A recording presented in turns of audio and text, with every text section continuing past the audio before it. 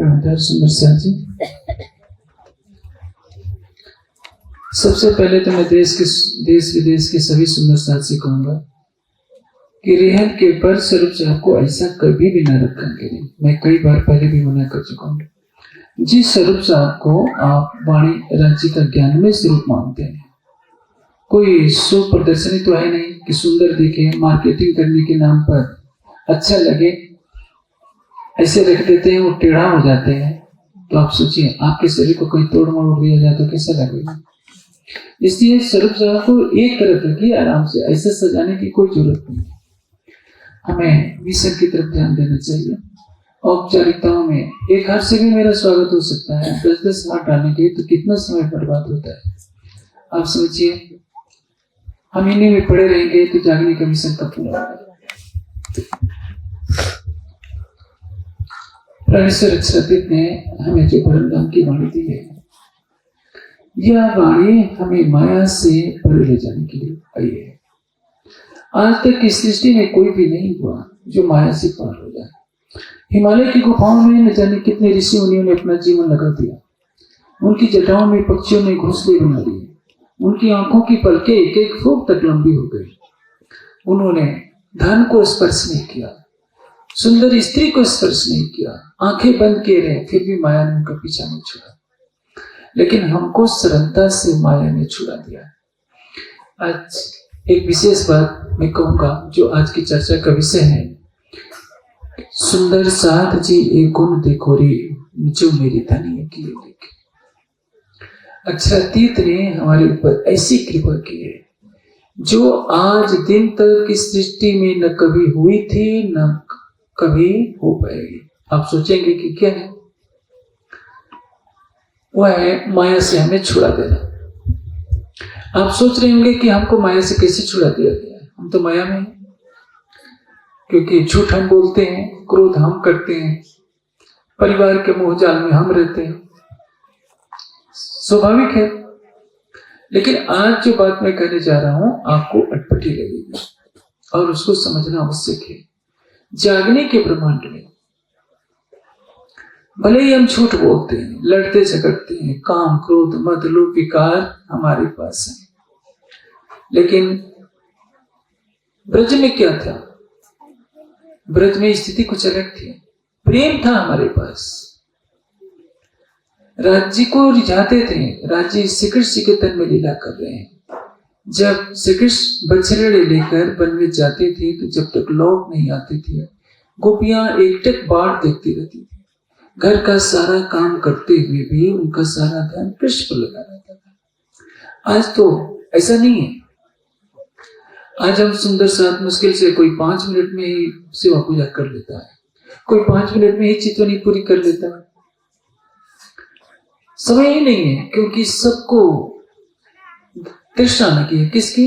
जानते हैं, धन कमाने की। हम ओवर ड्यूटी कर लेंगे, 8 घंटे की जगह 12 घंटे काम कर लेंगे, 16 घंटे काम कर लेंगे। क्यों? क्योंकि पैसा चाहिए।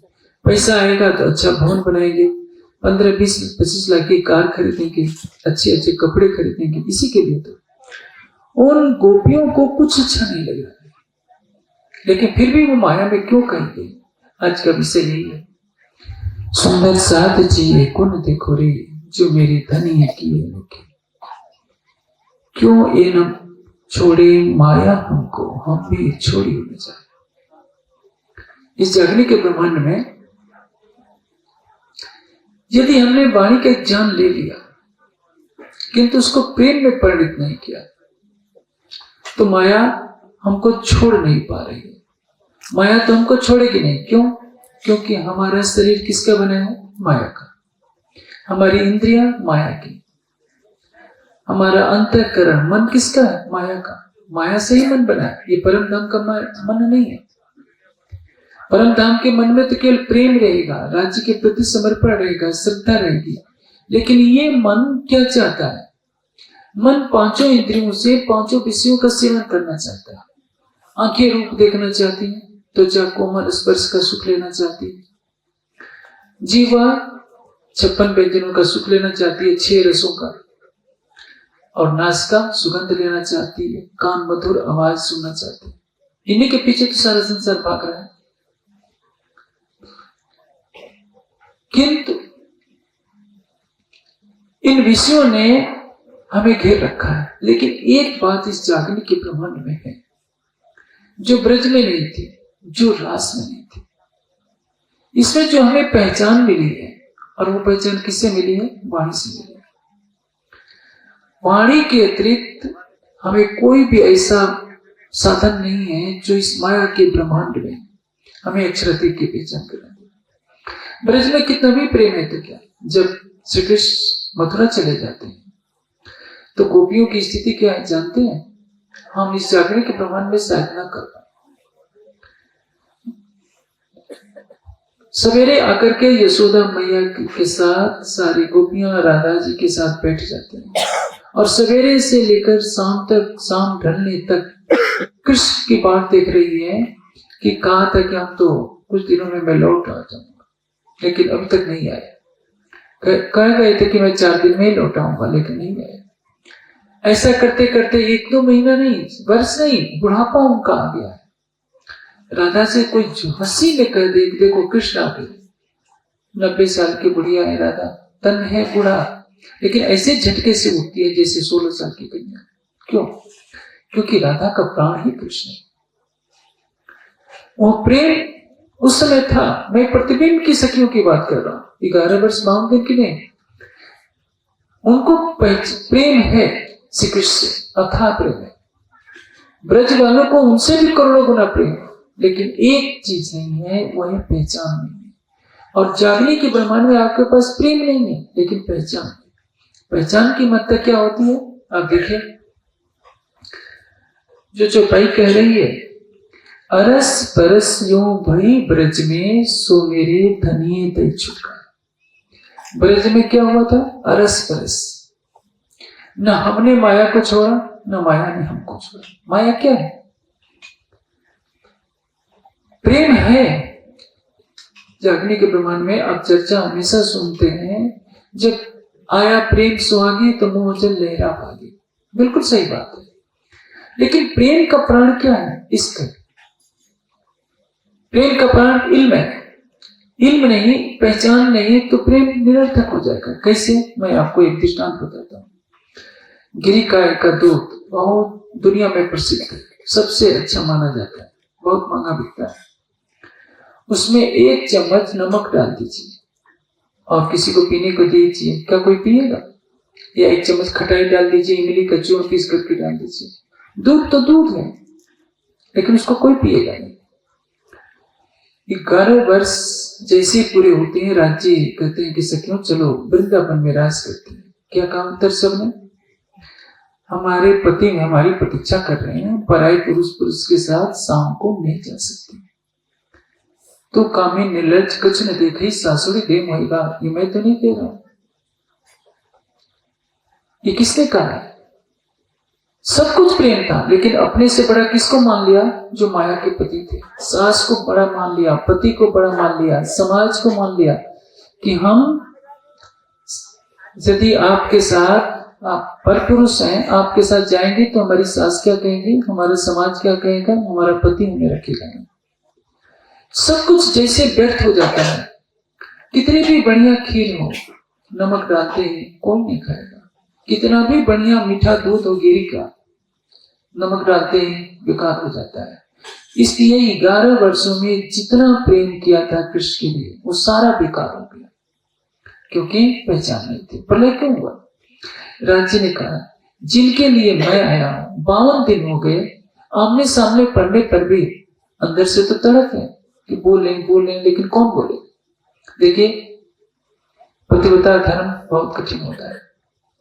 मैं आपको संसार के कुछ दृष्टांत देता हूं। राजकुमार सिद्धार्थ वन में चले गए। यशोधरा कहती है अपनी सखी से, सखी वे मुझसे कहकर जाती, मैं तो उनकी अर्धांगिनी हूं। यदि उनको बन जाना था, साधना करनी थी, तो क्या मैं रोकती? हम छत्राणियां युद्ध के मैदान में अपने पतियों को तिलक करके, अस्त्र शस्त्र देकर, तलवार देकर खुद कहती है कि जाइए, देश की रक्षा के लिए जाइए। हम रोकते नहीं है। और मैं उनको, यदि उनको सिद्धि करनी थी तो मैं इतनी स्वार्थी नहीं थी कि मैं उनके राह में बात करती। ये है पतिव्रता। और एक सच्ची घटना सुनाता हूं। उदयपुर के राजघराने की एक जागीर थी हंडा। वहां का जो जागीरदार कहिए, मुझे उसका नाम याद नहीं आ रहा है, उसका अभी हाल में ही विवाह हुआ था। किशोरी रानी थी। रानी बहुत सुंदर थी। जिस दिन विवाह करके डोला लाता है अपने घर, उसी दिन उदयपुर के राजघराने से पत्र आता है कि मुगलों से युद्ध करने के लिए जाना है। अब सोचता है वो राजपूत छत्री, आज ही तो मेरी कल विवाह हुआ था, आज ही मैं लाया हूं पत्नी को, मैं बात नहीं कर पाया, युद्ध के मैदान में मैं कैसे जाऊंगा। रानी हंडा कहती है कि ये तो गलत हो जाएगा, ये तो राजपूत की इज्जत मिट्टी में मिल जाएगी कि मेरे शरीर के मुंह में युद्ध के मैदान में नहीं जाएंगे। उसने कहा कि मेरा शरीर ही इसके लिए बाधक बन रहा है, तो मैं तो भेजूंगी जरूर। रानी ने अपने हाथों से अपनी गर्दन काटी और थाली में रखकर दासी को कह दिया, मैं अपनी गर्दन काट रही हूँ, मेरी गर्दन भेंट में जाकर के मेरे पतिदेव को दे दो और कह देना कि महारानी ने कहा है कि मैं मर रही हूँ केवल इसलिए कि आप मेरे मुंह में युद्ध के मैदान में नहीं जा रहे हो, तो जाओ, युद्ध देश की रक्षा के लिए, धर्म की रक्षा के लिए तुम अपनी गर्दन कटा दोगे, इसके पहले मैं पहले गर्दन कटा रही हूँ कि जब तक मेरा शरीर जिंदा रहेगा तुम युद्ध के मैदान में जाओगे भी तो लड़ोगे नहीं। यह है पतिव्रता धर्म, यह है क्षत्राणी का धर्म। आप सोचिए, अपने हाथ से कोई गर्दन काटता है क्या? लेकिन वो क्षत्राणी थी, वो पतिव्रता थी। 16 साल की कन्या जो इसका अभी विवाह हुआ है, अपने हाथों से गर्दन काटती है, थाल में भरकर अपने पति के पास दासी के हाथ से भिजवा देती है। अब जब वो सुनता है तो उसका खून खौल उठता है कि मुझे कर्तव्य पथ पर अग्रणी करने के लिए मेरी पत्नी जिससे मैं कभी बात नहीं कर पाया, केवल ब्याह ही तो हुआ था, अब मैं लड़ते लड़ते देश के अपने प्राण छोड़ दूंगा। आप सोचिए, हम सुंदर साथ कहाँ खड़े हैं? हम यशोधरा की बराबरी नहीं कर सकते, हम रानी हंडा की बराबरी नहीं कर सकते। भले ही हमारे अंदर परम धाम का जीव है तो क्या, परम धाम की आत्मा है तो क्या, हमारा जीव माया के विकारों में इतना फंसा पड़ा है कि कुछ त्याग करने के लिए तैयार नहीं होता। परम धाम की आत्माएं ब्रज के अंदर हैं, लेकिन उनको राज्य के स्वरूप की पहचान नहीं है कि जिनसे हमारा प्रेम है वो हमारी आत्मा का प्रीतम है। केवल इतनी सी बात पता चल जाती तो कोई भी ये नहीं कहते कि हम पराये पुरुष के साथ कैसे जा सकती हैं, या परायापन कह देना ही सबसे बड़ा अपराध हुआ। इससे बड़ा अपराध कोई नहीं। कितना भी प्रेम किया, जागने के ब्रह्मांड में भले ही कोई सुंदर सा चितवनी नहीं करता है, भले ही झूठ बोलता है, झगड़ालू है, सारे बेकार है, लेकिन कोई राज्य के लिए गलत शब्दों का प्रयोग नहीं करेगा। भले ही गोपियों का 100वां अंश भी हमारे पास प्रेम नहीं है, लेकिन ईमान तो है। ईमान क्यों है? वाणी के कारण। और जहां का भी सुंदर सा वाणी से अलग हो जाएगा, उसका ईमान नहीं रहेगा। ये वाणी क्या है? अक्षरातीत की पुकार है, हृदय की पुकार है। रात से लेकर क़यामत नामत तक की वाणी हर सुंदर साथ को जगाने के लिए है। हमारे देश में, हमारे समाज में लगभग देश विदेश के सभी मंदिरों की संख्या जोड़ी जाए, नेपाल, भारत, भूटान, नागालैंड या अमेरिका, कनाडा, सब जगह मिलाकर 400 के आसपास मंदिर। लेकिन 400 मंदिरों में मुझे नहीं लगता कि 20 मंदिरों में भी प्रतिदिन वाणी चर्चा होती है। आखिर ये मंदिर किस लिए बने? यदि उन मंदिरों में वाणी चर्चा ही नहीं होने देनी है, केवल औपचारिकता निभाने के लिए बीतक हो जाती है। पहले तो 1-1 महीने की बीतक परंपरा अनुसार होती थी, अब तो 1-1 हफ्ते में बीतक खत्म कर दी जाती है, इधर उधर की बातें करती जाती है।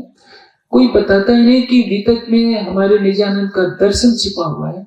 निजानंद दर्शन को क्रियात्मक जीवन में कैसे प्रयोग करना है, ये भी बातें नहीं होती। लेकिन उस बीतक ने हमारे समाज को जीवंत बनाए रखा है। रात से क़यामत तक की चर्चा ही नहीं होती। जहां देखिए वहां नाच कूद का आडंबर शुरू हो जाता है, खाने पिलाने का प्रबंध चलता है। खाना पीना तो संसार कर रहा है। परम धाम की ये ब्रह्मवाणी जो आपको ईमान पर खड़ा करती है, क्या अक्षरातीत के चरण फिर कभी आएंगे? ब्रज में आए, उसमें तो गुनाह हो गया, सबसे गुनाह हुआ है कि सबने एक स्वर से कहा था कि हम आप पराये हो, पुरुष हो, आपके साथ हम कैसे जा सकते हैं, हम पतियों के अपने पतियों की दृष्टि में गिर जाएंगे। इसलिए राजा ने कहा, क्या कहा था, जब सखियां योग माया के ब्रह्मांड में पहुंचती हैं तो राजी क्या कहते हैं कि देखो, अपना पति लूला हो, लंगड़ा हो, कोढ़ी हो, अज्ञानी हो, मूर्ख हो, तो भी उसको छोड़ा नहीं जाता। ये पतिव्रता धर्म है, और तुम पतिव्रता धर्म छोड़कर मुझ पर पुरुष के पास क्यों आई? वही प्रेम बोला जो ब्रज में कहा था, उसकी याद दिलाते। ये जागने के प्रमाण में हमको सिखापन देने के लिए। ब्रज में तो कोई वाणी की एक चौपाई नहीं उतरी थी, ब्रज में तो प्रेम हो तो लक्ष्मी पूरी नीत को जो सुपन काल माया नाम धराया थी। अक्षर की आत्मा को पता नहीं कि मैं अक्षर हूं, सखियों को पता नहीं कि मैं परमधाम की मैं आत्मा हूं, श्यामा जी को नहीं पता। रास में पता चलता है अक्षर की आत्मा को कि मैं अक्षर की आत्मा हूं। जागने के ब्रह्मांड में 15 साल का बच्चा जो वाणी पढ़ता है, प्रकाश की वाणी पढ़ लेगा, कलश की वाणी पढ़ लेगा, भीतर चर्चा सुन लेगा, वो भी सब कुछ जान जाएगा। आजकल तो इंटरनेट का युग है। पहले तो हम कह सकते थे कि क्या करें, वाणी चर्चा नहीं मिलती, किंतु आज तो SPGIN यूट्यूब पर 1000 घंटों से अधिक की वाणी चर्चा उपलब्ध है। इससे अधिक सौभाग्य और प्राप्त क्या होगा? 133 भाषाओं में, जो कभी संभव नहीं लगता था, कोई सोचता नहीं था आज से 50 साल पहले कि 5 भाषाओं में भी हम वाणी की टीका कर पाएंगे। 1971 में सबसे पहले वाणी छपी थी, सरकार से ने 71 में छपाया था। उसके पहले इलाहाबाद से प्रकाशन हुआ था। हस्तलिखित वाणी होती थी, कोई जीवन में एक बार पढ़ लेता था तो अपने को धन धन समझता था। समान गृहस्थी सुंदर साथ को तो कभी पढ़ने का अवसर ही नहीं मिलता था, किंतु वाणी की विधिवत चर्चा कुछ वर्ष, लगभग मैं समझता हूं 85-86 से ही शुरू हुआ है। जो गुजरात में शिविर लगे, वाणी पधरा करके चर्चा होने लगी, सब सुंदर साथ को रसपान होने लगा और जागने का समूह आगे बढ़ने लगा। लेकिन उस समय भी तो यही होता था कि वर्ष में 2-4 शिविर लगते थे, 15-20 दिन का कार्यक्रम होता था, जो सुंदर साथ आ जाता था उसको चर्चा मिलती थी। किंतु आज तो यदि प्रतिदिन आप 1 घंटा सुनते हैं तो उस चर्चा का नंबर 3 वर्षों के बाद है, क्योंकि 1000 घंटे की चर्चा रखी गई है और दिन पर दिन इसकी संख्या बढ़ती जा रही है।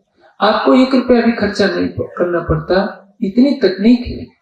और इसके बाद भी यदि हमारा ईमान नहीं बनता है, एक पतिव्रता चाहे 100 अपराध करके, घर का सारा सामान, इधर भाई लोग बैठे हैं, बहनें बैठी हैं, पत्नी अपने घर का सारा सामान चोरी कर ले, पति तब भी क्षमा कर देगा।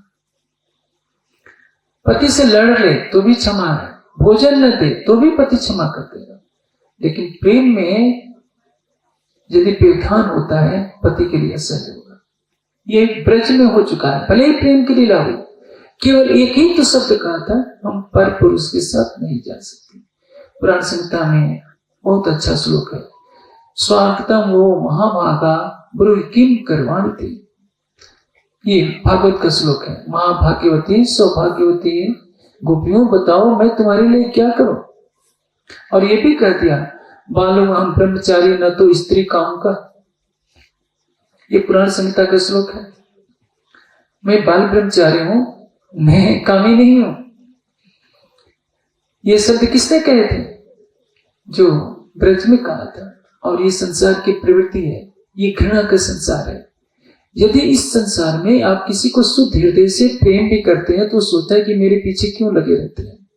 ये ब्रज की गोपियों को भी हो गया था कि कृष्ण जब देखो तब हमको संसार से अलग करता रहता है, जब देखो तब कहता है कि चलो वहां रास खेलते हैं। इस जागने के ब्रह्मांड में आपको कहा जाए, जो ईमान पर सुंदर साथ होगा कि आप 1 करोड़ रुपया ले लो, हनुमान जी की मूर्ति के आगे मत्था टेक दो, क्या वो टेकेगा? नहीं। सुंदर साथ तो नहीं टेकेगा, बड़ी बड़ी हस्तियां जरूर टेक देंगी। वो तो शंकर जी के भी मंदिर का उद्घाटन कर देंगे, गायत्री की मूर्ति की भी आरती उतार देंगे, स्वामी नारायण की भी मूर्ति की आरती उतार देंगे, सब कर देंगे। लेकिन जो सच्चा ईमान वाला सुंदर साथ है, चाहे सारे ब्रह्मांड का राज्य भी मिल जाए तो भी वो ठोकर मार देगा, लेकिन अपनी आस्था को अटक नहीं रखेगा। ये है सबसे बड़ा गुनाह। इसलिए कहा, क्यों ये न छोड़े माया हमको, हम भी छोड़ी न जाए। ब्रज में क्या हुआ था, न माया ने हमको छोड़ा न हमने छोड़ा। जब तक कृष्ण से प्रेम था तब तक हमें लगता था कि हम बहुत अच्छी हैं, बस कृष्ण का साथ ही रहे। लेकिन जब परीक्षा की घड़ी होती है तो आप देखिए, यशोधरा कभी गिला शिकवा नहीं। हाँ, जब सिद्धार्थ तप करके आते हैं, बुद्धत्व को प्राप्त करके आते हैं, तो यशोधरा ने अपने आंसुओं से बुद्ध के चरणों को धो दिया और कहा कि भगवान, अब तो आप संसार के भगवान बन गए, मुझे भी सन्यासिनी बनना है, मैं भी भिक्षुणी बनूंगी। और भिक्षुणी बनना कितना कठिन होता है। हम सुंदर साथ को तो 2-2, 3-3 बार भोजन मिलता है, वाहन रहते हैं। उस समय तो घर का एक बार भोजन मिलता था प्रत्येक बौद्ध भिक्षु को या भिक्षुणी को। अपने कपड़े स्वयं धोने होते हैं। एक महारानी है और घर घर जाकर भिक्षा मांगती है।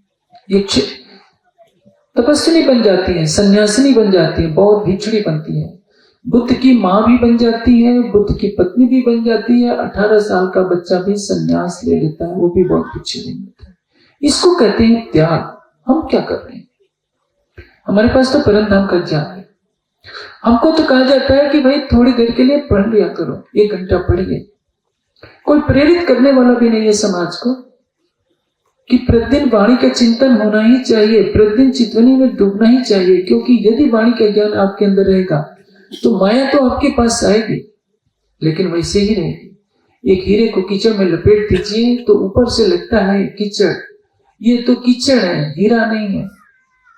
किंतु कीचड़ की सामर्थ्य नहीं है कि हीरे को छेद करके अंदर चला जाए।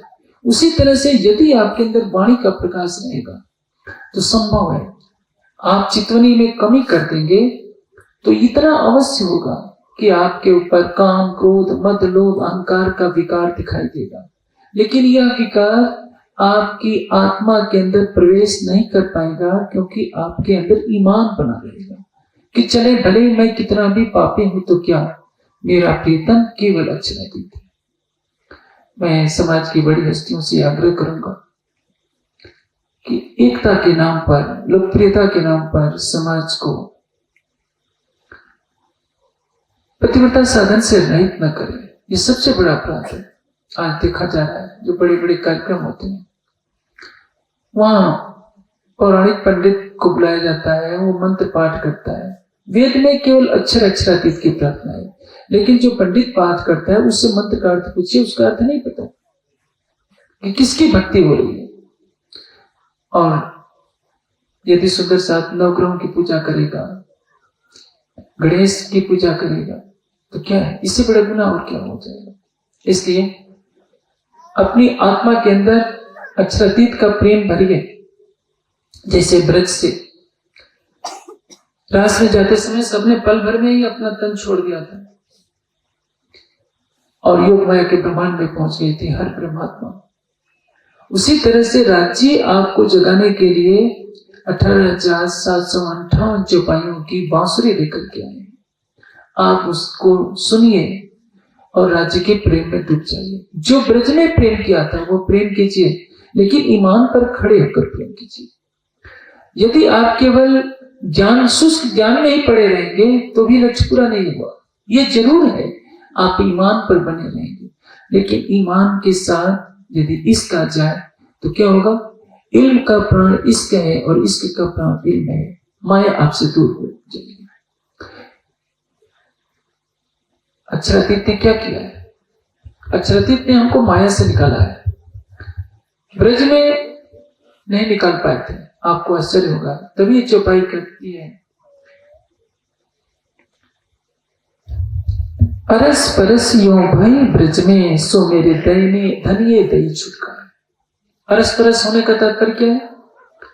दूध में शक्कर मिला दीजिए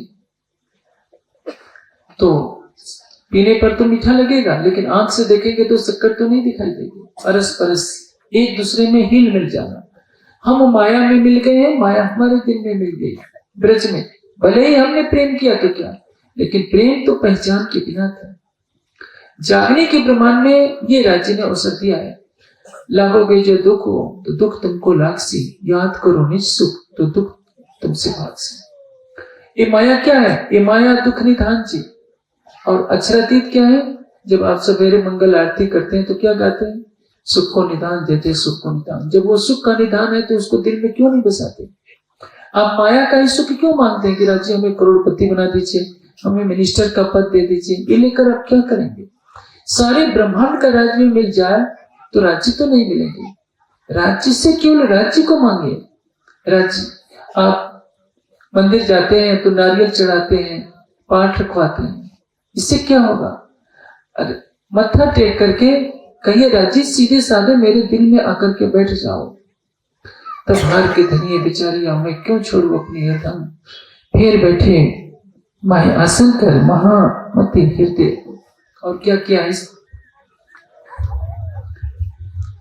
कोई न निकस्या दिन माया से अव्वल सेती आज दिन, सो धन बलिए सो धनिये बल ऐसो दियो हम तारे जो देवो। आप इस संसार में किस लिए आए हैं? सारे ब्रह्मांड को अखंड करने के लिए आए हैं। आपको अपनी गरिमा का एहसास होना चाहिए कि आप कौन है। आप आए थे खेल देखने के, किंतु आप तो खुद खेल बन गए हैं, क्योंकि आप में ईमान ही नहीं है। आपका ये शरीर किस पर टिका है? मेरुदंड पर टिका है। मेरुदंड टूट जाए तो क्या होगा? आपका शरीर का खड़ा रह पाएगा? तो आपके शरीर, आपके प्रेम का मेरुदंड क्या है? ईमान, सच्चा प्रेम, चाहे कुछ भी हो जाए। मैं एक और पौराणिक घटना बताता हूं। मेरा समय पूरा हो रहा है, आप लोगों ने 20 मिनट, क्योंकि मंच देर से शुरू हुआ है। मन और श्रद्धा, ये जो वैवस्वत मन की कहानी है, मन और श्रद्धा में प्रेम था। प्रलय से पहले उनमें कुछ तकरार हो गई। श्रद्धा कहीं और भटकी है, मन कहीं और है। श्रद्धा क्या कहती है? वह तो मेरा अपना ही था, मैं उससे मनाती कैसे? जो मेरा प्रीतम है वो तो मेरा हृदय है, मैं इस संसारिक औपचारिकताओं को पूरी कैसे करती, उसको कैसे मनाती? ये संसार की सतियां, चाहे श्रद्धा को लीजिए, यशोधरा को लीजिए, रानी हंडा को लीजिए, हमको शर्मिंदा कर रही है कि हम सुंदर सा जानते हैं कि परम धाम की वाणी राज्य ने हमारी जागने के लिए लेकर आए। महामती जी के धाम हृदय में बैठकर गांव गांव नगर नगर पैदल घूमे, धूप शीत और वर्षा के कष्टों को झेला, भिक्षा में मिले हुए अन्न को ग्रहण किया। उनके नाम पर 400 मंदिर तो बन गए, लेकिन उनकी वाणी को ही नहीं फैलाई जाए, चितवनी को नहीं फैलाई जाए तो आशा मत कीजिए कि माया आपको छोड़ पाएगी। ब्रज में क्षमा हो गया क्योंकि उसमें वाणी नहीं थी। जागली ब्रह्मांड में क्षमा शब्द नहीं है। आपको जितनी गरिमा दी गई है उसके अनुसार आपकी हंसी भी होगी, और वो हंसी एक बार नहीं होगी, अनंत काल तक आपके जो गुनाह हैं योग माया के ब्रह्मांड में दिखते रहेंगे। इसलिए कहा है ये हंसी सतवतन की कोई मोमिन करावे जी। कालमय के ब्रह्मांड में तो मान लीजिए कोई व्यक्ति चोर है, पकड़ गया, उसको चांटा मार दीजिए, उसको ज्यादा दुख नहीं लगेगा। किंतु उसकी वीडियोग्राफी बना लीजिए, जैसे आप बैठे हैं सबके बीच में उसकी वीडियो दिखा दीजिए, क्या कहेंगे? भाई हमको 10 डंडे मार लेते हैं लेकिन ये वीडियोग्राफी तो नहीं दिखाते। वो तो चाहेगा कि मैं धरती में धंस जाऊं या आत्महत्या कर लूं। 18,758 चौपाइयों की वाणी देने के बाद भी यदि सुंदर साथ इस वाणी का चिंतन नहीं करता है, राज्य के प्रेम में नहीं डूबता है, अपने ईमान को नहीं बचाए रखता है, तो क्या होगा?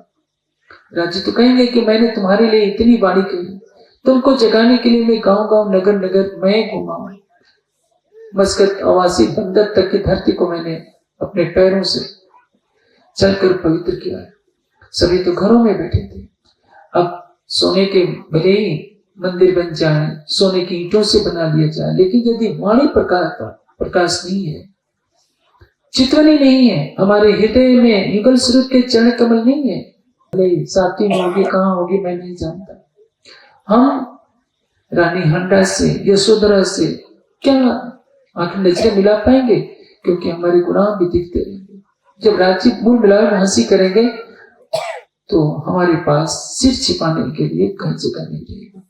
मेरी बातें काफी कठोर लगती होगी जब कर्मकांड के ऊपर मैं प्रहार करता हूं, लेकिन इसलिए मैं करता हूं क्योंकि मैं विवश हो गया हूं।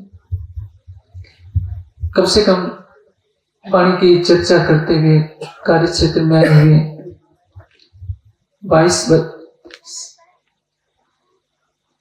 25 वर्ष से अधिक हो गए, 26-27 वर्ष हो गए। शायद ही कोई चर्चा होगी जिसमें मैं चितवनी के लिए प्रेरित नहीं करता हूं। लेकिन ये समाज इतना सोया हुआ है। पन्ना जी में 8 कमरों का ज्ञान केंद्र ध्यान कक्ष बना, आज तक कभी 4 कमरे भी कभी नहीं भरे। क्यों? मैंने तो कहा था कि भाई पूरे देश की सुंदर साताएं, सरसवा में 24 कमरे ध्यान कक्ष, किसी को चितवनी से लगन क्यों नहीं हो पाती? गरबे खेलने के लिए कहिए, नाचने कूदने के लिए कहिए, रास की रामते करने के लिए कहिए, पूरी रातें यार कहीं भी कार्यक्रम होता है, केवल कर्मकांड का जाल बिछता है। वाणी का चिंतन और चितवनी जब तक हमारी आत्मा में प्रवेश नहीं करेंगे तब तक संसार में कोई भी आपको प्रेम और ईमान की राह पर नहीं चला पाएगा। राज्य भी आपकी सहायता क्यों करेंगे यदि आप राज्य की कही हुई वाणी को अपने हृदय मंदिर में नहीं बसाएंगे तो? इसलिए कहा है, अरस परसियो भई ब्रज में सो मेरे धन ये दही छुटका। रस में इंद्रावती जी की आत्मा कही क्या कहती है? माया गई पुताने घेर हवे आत्म तुझा कहने की। जब आत्मा जागृत हो जाती है तो माया भाग जाती है। माया दीदी फिटकार, मेरे प्रीतम ने माया को फटकार करके भगा दिया। माया को तो फटकार आप भी लगा सकते हैं, केवल अपने हृदय में राज्य के नख से सिख तक श्रृंगार को बसा लीजिए, और ये तब होगा जब आप वाणी का प्रति चिंतन करेंगे। इसलिए मेरा समय पूरा होता है इन वचनों के साथ कि आप सब सुंदर साथ वाणी के प्रकाश में अपने कदम बढ़ाइए। बच्चे से लेकर युवा तक, वृद्ध तक सबका योगदान होना चाहिए। मैंने हमेशा कहा है, मैं पूरे देश से कहता हूं, कई बार कह चुका हूं, बार बार उसको रिपीट करना अच्छा नहीं होता, कि यदि 100-50 भी समर्पित युवा मिल जाते, ऐसे बच्चे मिल जाते जिनका जीवन वाणी के प्रकाश के लिए होता, तो विद्वान बनकर बहुत कार्य कर सकते थे। जो रिटायरमेंट हो चुके हैं वो अपना जीवन माया में न लगाएं, किसी न किसी रूप में ज्ञान के प्रकाश की सेवा करें। मैं आशा करता हूं कि सब सुंदर साथ तक मेरी आवाज पहुंच रही होगी और आने वाले समय में सभी इस कार्य में लग जाएंगे कि सबके हृदय में मंदिर बन जाए, सबके हृदय में युगल स्वरूप का मंदिर बनाए। ईंटों के बनाए हुए मंदिर तो कभी भी गिर जाएगा, और यदि उस मंदिर से ज्ञान का प्रकाश नहीं होता है तो केवल कहने के लिए वो मंदिर है, मंदिर नहीं कहा जा सकता। मंदिर वह है जहां वाणी की चर्चा होती है, जहां चितवनी कराई जाती है, जहां सबको प्रेरित किया जाता है कि अपराध सारा संसार एक तरफ, कैकोट राज वैकुंठ के न अवेद इत के खिन समान। जब आपके हृदय में करोड़ों वैकुंठ का सुख भी मोह में न डाले, तब तो समझिए अब मेरी आत्मा जागृत हो गई है। केवल राज्य का प्रेम ही आपके लिए सबसे बड़ा धन है, और सबसे बड़ा पुण्य कार्य क्या है? अपने ईमान से विचलित नहीं होना। आप सबका सम्मान कीजिए, मर्यादा पुरुषोत्तम राम का कीजिए, योगेश्वर श्री कृष्ण का कीजिए, हनुमान जी का कीजिए, गणेश जी का कीजिए, शंकर जी का कीजिए, महापुरुष हैं, लेकिन प्रेम किससे? राज्य से। इसमें कोई समझौता नहीं। चाहे कोई ये कहे कि अरे नवग्रह की पूजा नहीं करोगे तो विवाह अशुभ हो जाएगा। जब आपने अशुभ वर्ण मंगल करण धनदेव चंद्र जी का दिया तो अशुभ भी शुभ हो जाएगा। नवग्रह की पूजा करने की, गणेश की पूजा करने की कोई जरूरत नहीं है। आपका प्रीतम आपके साथ है तो अशुभ भी शुभ हो जाने वाला है, इतना विश्वास रखिए। इसलिए आपकी निष्ठा आपको प्रीतम से मिलाएगी, यही निष्ठा आपके प्रेम के ऊपर करेगी। मैं ऐसा करता हूं कि देश विदेश के सभी सुंदर साथी या जो यहाँ बैठे हैं मेरे इस निवेदन को स्वीकार करें।